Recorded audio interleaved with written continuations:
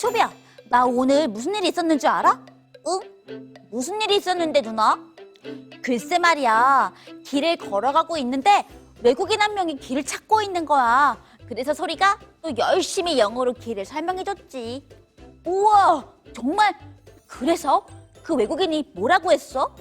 그게 말이야, 한참 영어로 설명을 하고 있는데 그 외국인이 이렇게 말하는 거야. 저기요, 저 영어 할 줄 몰라요. 알고 봤더니 아주 어릴 때부터 한국에 와서 사느라고 한국말밖에 할 줄 몰랐다는 거야. 순간 외국인처럼 보이는 사람은 무조건 영어를 해야 한다고 생각했던 게 너무 부끄럽고 민망했지 뭐야. 아, 소리 누나에게 그런 일이 있었구나. 그래도 누나가 이번 경험을 통해 좋은 교훈을 배운 것 같아 초비 마음이 너무 기쁘다. 정말? 우리 초비가 그렇게 생각해주니까 너무 고마운걸? 그런데 초비야, 예수님 당시에도 이런 편견이나 차별이 있었을까? 그러게. 아, 그럼 우리 피퍼 목사님께 한번 물어보는 건 어때? 정말 좋은 방법이다. 그러면 우리 함께 해피 퍼피 피퍼 목사님을 만나러 함께 가볼까? 네, 우리 친구들도 너무너무 궁금하다고요? 좋아요. 그렇다면 해피 퍼피 피퍼 목사님이 들려주시는 재미있는 성경 이야기를 들으러 함께 떠나보도록 해요. 다 함께 눈은 크게 뜨고 뜨기 쫑긋 열고 피퍼 목사님을 불러볼까요? 하나, 둘, 셋.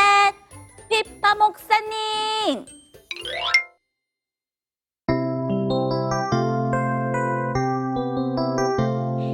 반짝거리는 저 이슬 무슨 뜻인지 아셔요? 예수님 사랑 곧 하나님의 사랑 주님의 사랑 곧 하나님의 사랑 당실거리는 아침 해 무슨 뜻인지 아셔요? 예수님 사랑 곧 하나님의 사랑 주님의 사랑 곧 하나님의 사랑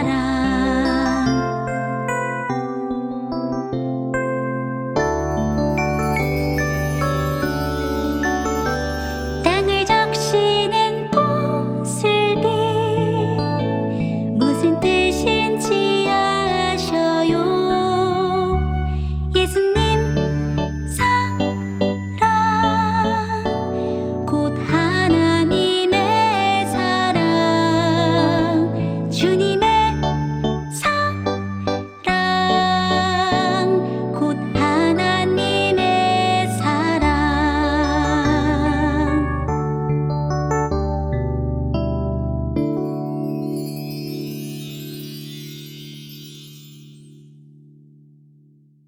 호프 채널 어린이 여러분 안녕하세요. 여러분이 언제나 행복하기를 바라는 해피 퍼피 피퍼 목사님입니다. 목사님 안녕하세요. 우리 친구들은 오른손잡이인가요? 아니면 왼손잡이인가요? 소리는 오른손, 왼손 다 잘 사용하지만 특히 오른손을 많이 사용해요. 그러면 오른손잡이인 거죠? 맞아요. 소리는 오른손잡이군요. 목사님도 소리처럼 오른손잡이입니다.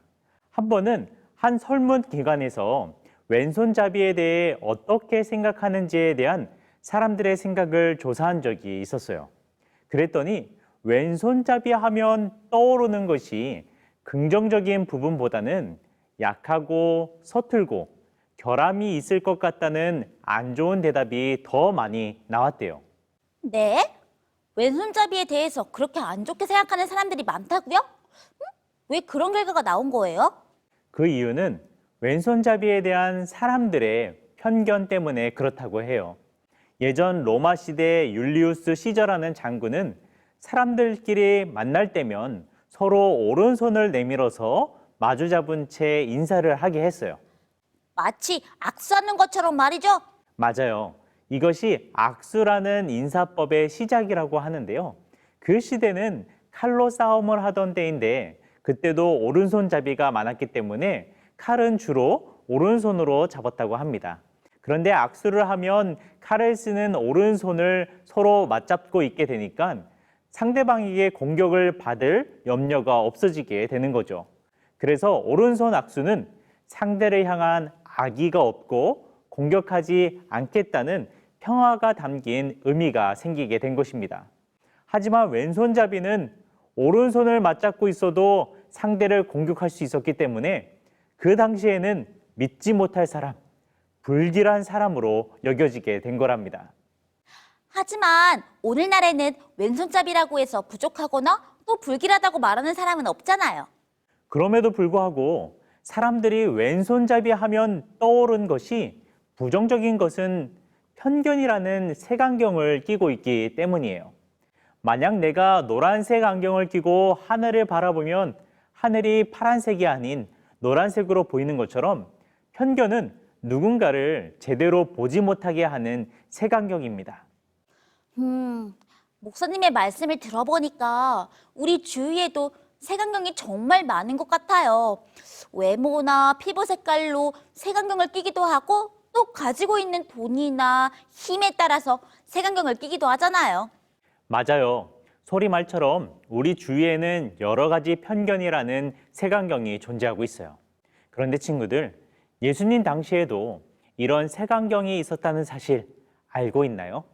그 당시 많은 사람들이 끼고 있던 색안경 중 하나는 장소와 지역에 대한 색안경이었어요. 장소와 지역에 대한 편견이 있었다고요? 목사님, 조금 더 자세히 듣고 싶어요. 예수님 당시 이스라엘 나라는 크게 세 지역으로 나눠졌는데요. 갈릴리와 사마리아, 그리고 유대 지역, 이렇게 세 지역이었어요. 그런데 이 세 곳 중에서 유대 지역을 제외한 나머지 갈릴리와 사마리아 지역은 유대 지역 사람으로부터 심한 차별 대우를 받았어요. 유대 사람으로 태어나지 않았다는 이유로 사마리아와 갈릴리 사람들은 종종 동물보다 못한 취급을 당하기도 했습니다. 심지어 유대 사람은 사마리아 지역의 땅을 밟는 것조차 싫어했어요. 자, 그럼 여기서 퀴즈입니다. 이곳은 어디일까요? 첫째, 이곳은 갈릴리 지역에 속해 있는 작은 도시입니다. 둘째, 예수님의 부모님인 요셉과 마리아가 살았던 곳입니다. 셋째, 예수님도 30세가 되기 전까지 대부분의 시간을 이곳에서 보내셨습니다. 이곳은 어디일까요? 예수님이 대부분의 시간을 이곳에서 보냈다고요? 목사님, 소리는 이곳이 어딘지 알 것 같아요. 정답은 바로 나사렛이죠. 예수님께서는 어린 시절을 나사렛에서 보냈다는 성경절을 소리는 읽은 적이 있어요. 소리가 정답을 말해 주었어요. 정답은 바로 나사렛이에요. 사실 예수님은 이 땅의 족보로는 다윗의 자손으로 오신 유대 사람입니다. 또한 태어나신 곳도 유대 땅 베들레헴에서 태어났어요. 하지만 예수님이 어린 시절부터 장년에 이르기까지 생활하신 곳은 유대 땅이 아닌 갈릴리에 위치한 나사렛이라는 작은 동네였습니다. 네? 나사렛이 갈릴리에 위치한 동네였다고요? 목사님, 아까 목사님께서 유대 지역 사람들은 갈릴리 지역 사람들을 차별하고 또 무시했다고 하셨잖아요. 그렇다면 나사렛에서 오랜 시간을 지내셨던 예수님에게도 사람들이 편견을 가지고 있었어요? 소리가 정확하게 지적해 주었어요. 나사렛은 갈릴리에 있는 동네이기 때문에 사람들은 색안경을 끼고 바라볼 수밖에 없었어요. 목사님, 나사렛 출신이었던 예수님에게 어떤 일이 있었는지 너무 궁금해요. 궁금하죠? 목사님이 지금부터 잘 이야기해 줄게요. 예수님은 침례 요한에게 침례를 받으신 후 공식적으로 하나님의 아들로서의 사역을 시작하게 되었습니다. 약 8개월 동안 유대 땅에 머무르시며 사람들을 가르치시고 병자들을 고치시고 하나님의 나라를 전파하였어요. 그리고 그 다음으로 예수님의 발걸음이 향하신 곳은 다름 아닌 그의 어린 시절을 보낸 갈릴리 나사렛이었어요. 오늘날 우리가 안식일을 맞이하면 교회에 가서 예배를 드리는 것처럼 그 당시에는 회당이라는 곳에서 예배를 드렸답니다. 예수님도 안식일을 맞이해서 나사렛에 있는 회당에 들어가셨어요. 그 회당에는 예수님이 어렸을 때부터 보고 자랐던 눈에 익숙한 사람들이 많이 있었어요. 예수님의 형제 자매로부터 시작해서 같은 동네에서 생활했던 이웃 사람들도 회당에 예배를 드리러 왔어요. 그리고 최근에 예수님이 예루살렘에서 행하신 많은 일들로 인해서 사람들의 관심은 모두 예수님에게 향해 있었답니다. 예수님은 그 회당에서 이사야서에 기록된 성경 구절을 하나 찾아서 읽기 시작했어요. 어떤 말씀이었는지 함께 성경을 펴서 누가복음 4장 18절을 읽어볼까요? 시작! 주의 성령이 내게 내리셨다. 이는 하나님께서 내게 기름을 부으셔서 가난한 사람들에게 복음을 전파하도록 하기 위해서다. 하나님께서는 포로된 사람에게 자유를, 못 보는 사람들에게 다시 볼 수 있음을, 억눌린 사람들에게 해방을 선포하기 위해 나를 보내셨다. 이 말씀은 세상을 구원할 메시아에 대한 유명한 성경절이었습니다. 그래서 사람들은 사실 이런 메시아가 나타나기만을 기다리고 있었어요. 그런데 예수님이 이 성경절을 읽고 나서 놀라운 이야기를 사람들에게 말씀하셨는데요. 사람들은 예수님의 이 말 때문에 굉장한 충격에 휩싸이게 됩니다. 예수님께서는 어떤 말씀을 하셨길래 사람들은 깜짝 놀랐을까요? 함께 생각해 볼까요? 회당에서 메시아에 대한 성경절을 읽으신 예수님. 예수님의 말씀에 사람들은 왜 깜짝 놀랐을까요? 힌트! 누가복음 4장 21절을 읽어보세요.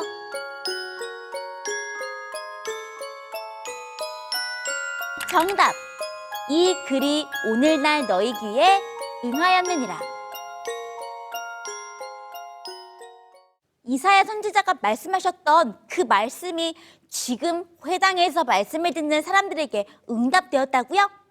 목사님, 사람들은 왜 이 말씀을 듣고 깜짝 놀란 거예요? 왜냐하면 지금 예수님의 말대로라면 이사야서에 기록된 가난하고 억눌리고 포로된 자들이 다른 사람이 아닌 바로 자기 자신들이 되기 때문입니다. 이 말은 당시 갈릴리 사람들에게 있어서 매우 기분 나쁜 말이었어요. 안 그래도 유대 사람들로부터 차별 대우를 받아 못마땅한데 자신들이 가난하고 눈멀고 억눌린 자들이라고 하니 더 화가 난 것입니다. 맞아요. 누가 초비에게 와서 너 정말 못났어 라고 말하면 정말 기분 나쁘고 화가 날 것 같아요. 그런데 회당에 있던 자들이 예수님의 말씀을 못 받아들이는 결정적인 이유가 하나 더 있었는데요. 그것은 예수님 자신이 바로 그 메시아라는 사실이었습니다. 사람들은 예수님을 바라보며 수군거리기 시작했어요. 저 사람은 나사렛 사람이 아니냐? 사람들은 그들과 함께 갈릴리 나사렛에서 자란 예수님을 성경이 말하고 있는 메시아로 절대 인정할 수 없었어요. 왜냐하면 그들은 예수님을 나사렛이라는 색안경을 끼고 바라보고 있었기 때문입니다. 심지어 사람들은 예수님을 낭떠러지기까지 끌고 가서 밀어버리려고 했어요. 이처럼 그들은 편견이라는 색안경을 인해 이 땅의 모든 사람들을 구원하려고 오신 참된 메시아를 보지 못했던 것입니다. 저런, 자신들이 쓰고 있는 색안경 때문에 정작 바라봐야 할 예수님을 제대로 보지 못했군요. 눈앞에 예수님이 있었는데도 편견 때문에 예수님을 보지 못했던 사람들이 너무 안타까워요. 혹시 우리 친구들은 어떤 색안경을 끼고 있나요? 친구를 바라볼 때나 동생이나 형, 누나, 언니, 오빠를 바라볼 때 여러분은 어떻게 바라보고 있나요? 예수님은 우리를 바라보실 때 색안경을 끼고 보지 않으십니다. 예수님은 우리의 있는 모습 그대로를 사랑하십니다. 우리가 껴야 하는 색안경은 사실 딱 하나밖에 없어요. 그것은 예수님이라는 색안경입니다. 예수님의 마음, 예수님의 눈으로 바라보는 저와 우리 모든 친구들이 되기를 소망하며 오늘 말씀을 줄이도록 하겠습니다.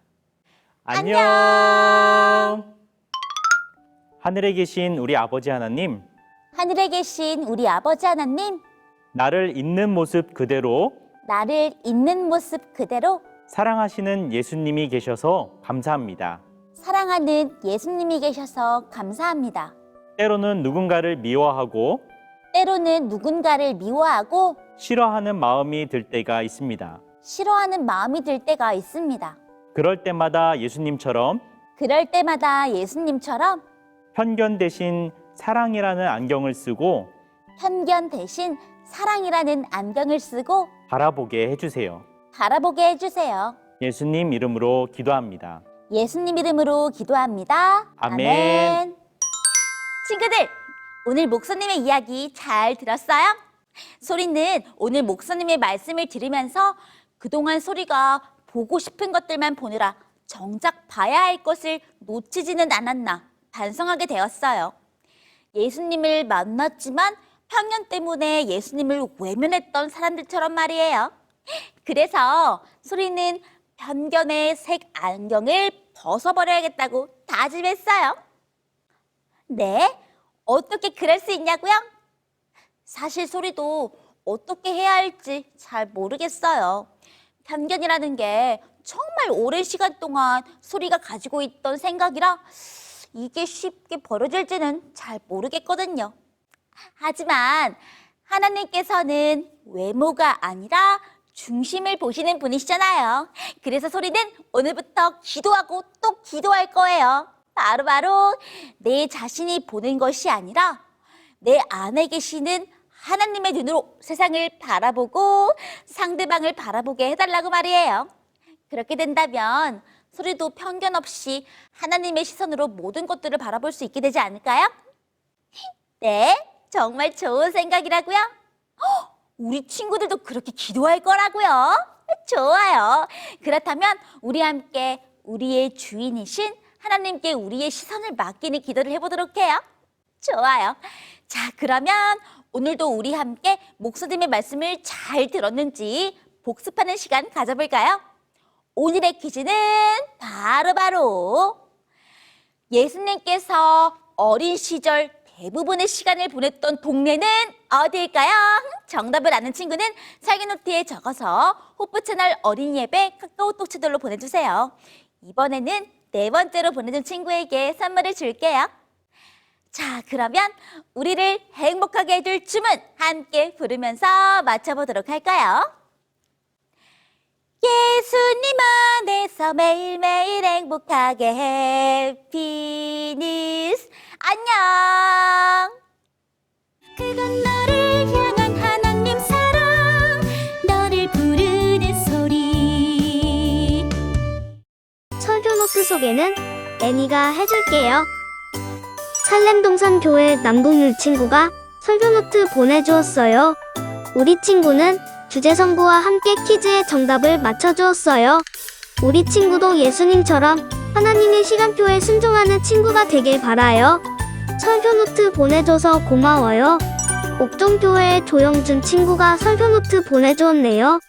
우리 친구는 하나님께서 예수님의 탄생을 예언하신 것에 큰 감동을 받았대요.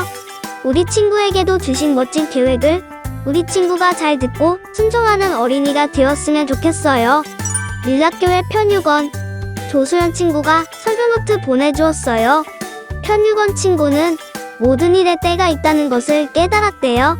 때에 맞추어 아름다운 꽃이 피어나는 것처럼 우리 친구도 하나님이 허락하실 때에 가장 아름다운 꽃을 피우게 될 거예요.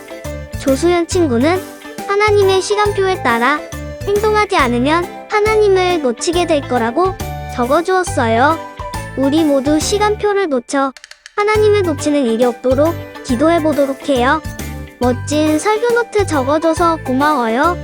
SRCJ 활센터 교회 우은일 친구가 설교노트 보내주었어요. 우리 친구는 시간표도 직접 그려서 따보았군요. 멋진 시간표인데요. 우리 친구의 모든 시간에 하나님께서 항상 함께 하실 거예요. 멋진 설교노트 보내줘서 고마워요. 서울중앙교회 박소인 친구가 설교노트 보내주었어요. 이번 퀴즈의 정답자는 박소인 친구예요. 정말 축하해요. 우리 친구는 말씀을 듣고 중요하게 생각되는 단어들을 적어주었네요.